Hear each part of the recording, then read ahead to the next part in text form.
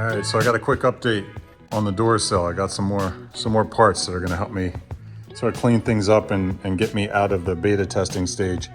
This is my 18-inch custom comms cable. This is gonna replace the original one, which is miles long. What I wanna do is actually move my module, which right now I have mounted on my T-track in front of the Durasill. All this stuff is going to be inside the Durasill, so it's going to be nice and clean. But first I need to pull all this out of here and get this spread out on the bench. One of the most challenging things about this project is getting it to meet the initial concept, which is sort of an all-in-one plug-and-play unit where everything is just installed inside and I can just bolt it to the Jeep and plug a few things in and I got universal power. The problem is there's just so much going on inside, and so in order to get my Switch-Pros module inside the Durasill, I had to rearrange some things and build some custom bracketry. I want it to be as easily serviceable as possible, and that's not an easy objective when everything is packed into such a small footprint. And so, not wanting to permanently mount the module to the wall here with industrial strength 3M tape that I would have to fight if I ever needed to get the module off of the wall here, I wanted to come up with a bracket that I could attach to the inner channel without screws that would stick through the channel, because keep in mind that the upper channel slides over the lower channel.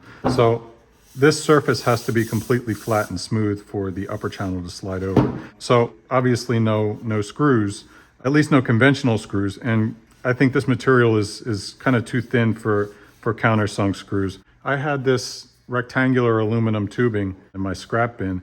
All I did was cut this in half and smooth out the edges and make myself 2 mini C channels. So these will get the double-sided 3M tape. They will get hard mounted to this inner wall here, and then the upper channel just slides right over top. And they're very minimal, so they're not in the way of what's going on underneath here with the accessories protruding through. They clear everything, even the Victron monitor here. If you can see, when this is together, this here was a concern. I needed clearance to be able to turn that, and I actually have that with these C channels. And whenever I need to pull the module out, I can just, obviously they're gonna stay put, but I can just slide this out of here and it's free.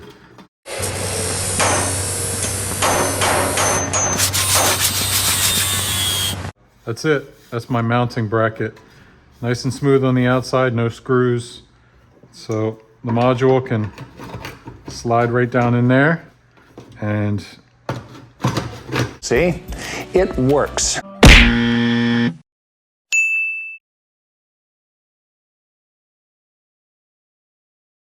All right, so scratch the bracket idea. I pulled that off. I modified it a little bit. I ran into a clearance issue up underneath here where this first receptacle goes in with the retaining nut that holds this receptacle in. It was hitting the top of the bracket for the module. And so I cut these corners in and I played around with it a little bit, but I came up with a better idea. What I'm gonna do is countersink these screws so I have a flush surface that I need to fit the upper channel over top of the lower channel.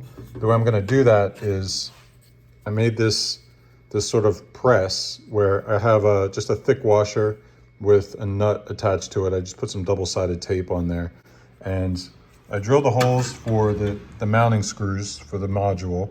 I put a nut on the inside, and this fits over top of here, and I'm gonna just put this in the vise and press, and it's gonna basically press a countersink into this panel here. So the head of the screw will be flush with this surface.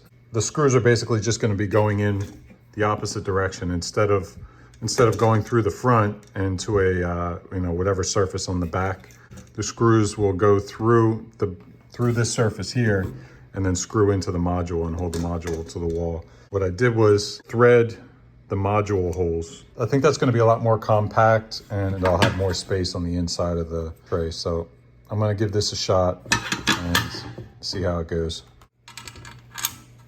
Doesn't get any cleaner than that right there. So this is good, and it fits with plenty of room. That clearance issue that I was having, it's kind of hard to see in there now because I put the button pad back in, but that clearance issue that I was having is no more. There's plenty of room in there. And there's actually, this was another issue. If you can see how the button pad is held into the top channel with these brackets here. The corner of this bracket was actually hitting the top of the module the way I had it before. And this also solves that. So all of the fitment issues in terms of the module and the pad and this receptacle all solved. This worked so well that I'm actually going to do that with the holes that hold the top channel to the bottom channel. Except I'm going to use nut certs. I got M6 nut certs, and these are the screws that go through these holes into these holes, and they hold the two together.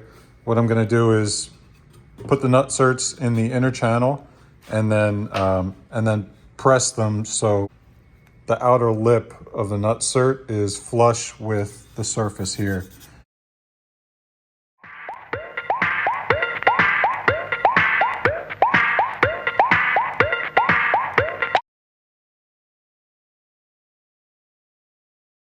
This is my official countersinking tool.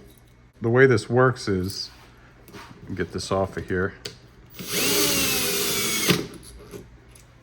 I drill a hole in the aluminum and slide this through till the beginning of the taper is sitting on the surface. And then on the other side, I slide my nut, my washer. Washer's got a nice tight fit diameter, and then my nut here. And so as I tighten this down, it sucks the screw into the nut. The nut serves as sort of a mold, and the screw is a press, basically. So now that I got my module mounted in a way that I'm happy with, and I have a game plan for the way that these mounting screws are gonna work with the nut certs, I'm gonna put that to the side for a little bit and avoid burning out on it, because I tend to do that sometimes. I have another fun little project that I've had on the back burner for months now. I want to relocate my Switch-Pros pad.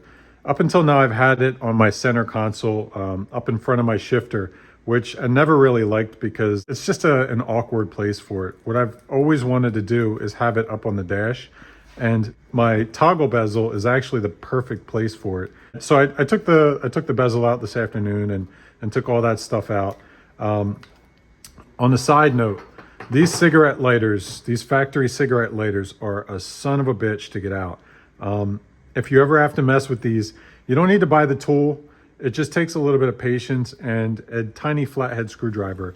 If you can see that little black plastic square in there, and there's one on that side, what I did was I reached in there with my screwdriver and pried the metal casing away from the plastic. That's what holds the casing inside the sleeve.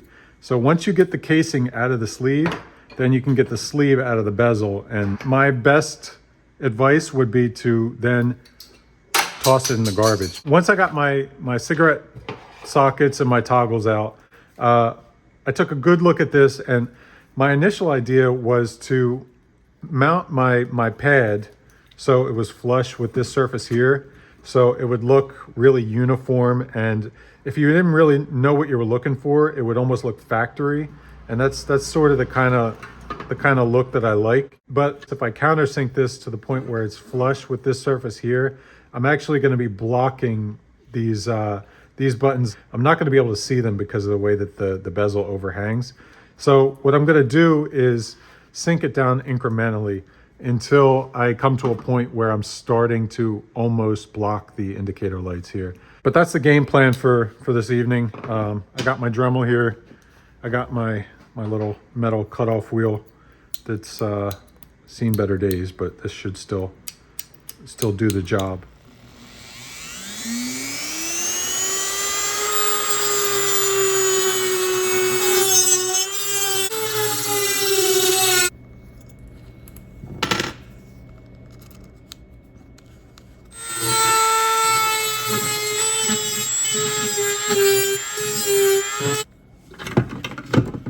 Oh yeah, I'm gonna have to go a lot deeper than that. 2 hours later. That's a wrap. I wound up cutting down into this panel, notching down into this panel, and I took all 3 of these bars out of here. What I did was get a piece of aluminum, just some material left over from the Durasill, and this will slide in here like this.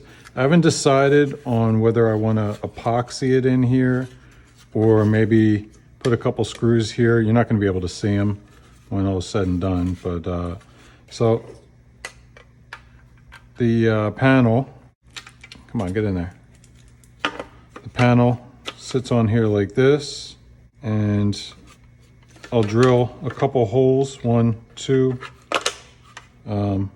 Yeah, probably just those 2 holes for now, and maybe some 3M tape. I'm not sure yet, but this will mount like this, and I got visibility of my button indicators up here, and yeah, that should be perfect.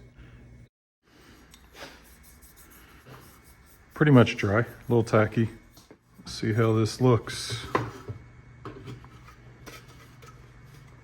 Oh yeah, that's the perfect sheen right there. So that's about it for this installment of how to turn a 2-day project into a several-month obsession. If you enjoyed it, if you found anything helpful here, hit the like button, maybe consider subscribing to the channel.